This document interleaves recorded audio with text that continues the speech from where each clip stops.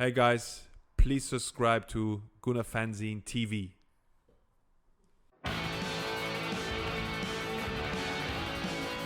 Good afternoon, welcome to Gooner Fanzine TV. I'm with an Arsenal legend here in Per Mertesacker. He's got his book out, which is well worth a read. It's called Big Friendly German. Per, thanks for having us on. Thanks for being on Gooner Fanzine TV. First of all, talk us through the book. Yeah, it was first published in Germany last year, and we decided to translate it into English and giving people an insight of let's say 30 years in football. You know, I started when I was 4. My dad forced me to play, and I retired just before my 34th birthday. So yeah, really excited, and then telling people about my journey and key moments of my career in football. So lots of storytelling and key moments for myself.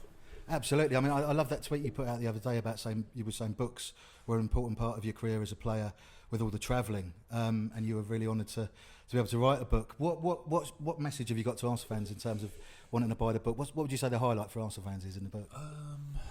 It gives a good overview and some reality on when you were assessed and judged at some stage of when you're very young, but it still can have a big effect on you and help you, to excel from that point on. So I'm really to try to give people an impression of myself, who I really are, and what made me the person I am. And obviously having always the link to the BFG, which stuck with me from the first moment I came to England. So and that played a huge part. So I'm really happy with a book that was able and really fortunate to play in Germany for a long period, but as well almost half of my pro career in England, and that shaped me a lot. Yeah, absolutely. I mean, I was looking through it. You obviously arrived at a quite a difficult time in Arsenal's history, literally days after the 8-2 at Man United, and you talk quite movingly about Arsene Wenger and how much of an influence he was in your career at that stage. Just talk us through a few memories of Arsene Wenger. Yeah, it was amazing when he called me for the first time and spoke to me in German, and he wanted me really to come to Arsenal and be the leader, one of the leaders of the team. So that really stuck with me until today, that he believed in me. I had a tough first year where I did a lot of mistakes on the pitch, but he made me vulnerable as a leader, and he showed me that you can be vulnerable as a leader. And I needed to learn and to get the intensity of the Premier League, the tempo. It took time, to be honest, but he always believed in me and thought I was intelligent enough to learn from those mistakes, which ultimately I did, and had a couple of good seasons at a difficult period of time where the expectations were high.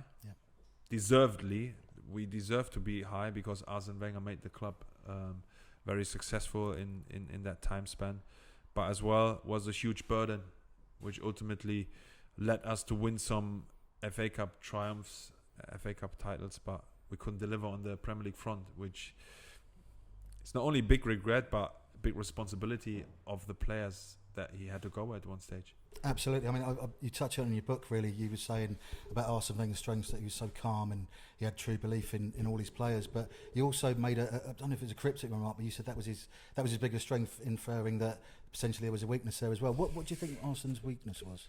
I mean, he had so much charisma, in every sense of it, and he was a rock, always protecting the team. But as you can imagine, he changed the world of English football. Yeah. So with that comes a lot of expectations, and he was limited in terms of what he could bring. Always self-sustainable football club, and there are other different examples, and almost you can say that he gave his best, but on the other hand, he was calm and relaxed in situations where sometimes I thought now it's time to being addressed, especially on the field with some of the players. We had a lot of freedom, and I think and I took a lot of responsibility in trying to shape the team and trying to demand. Probably I wasn't as good as I thought I am in terms of how to lead a team to bigger success, but we take pride in having won 3 FA Cups in 4 seasons. we could deliver in six games in a, when you think about an FA Cup run, you need to win 6 games to win a trophy. On the front of having 38 games, we weren't as consistent. Yeah. So our dips we had throughout the seasons where we could deliver, the team were not able to.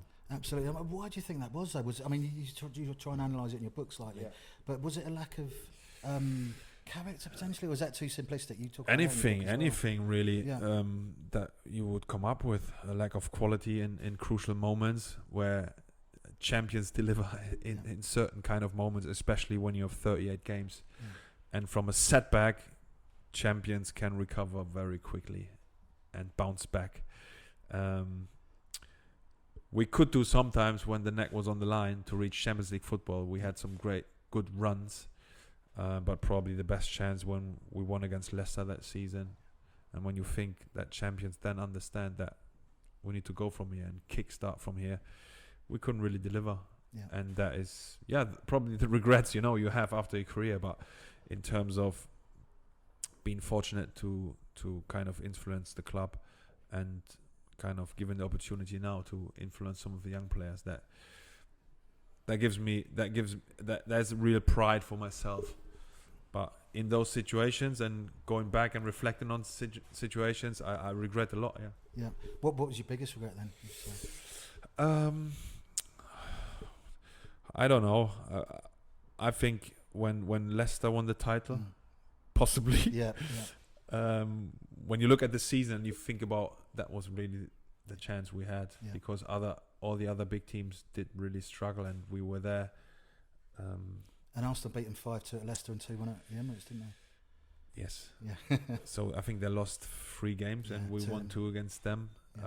But we weren't able to deliver on other fronts. So that was that season probably biggest regret.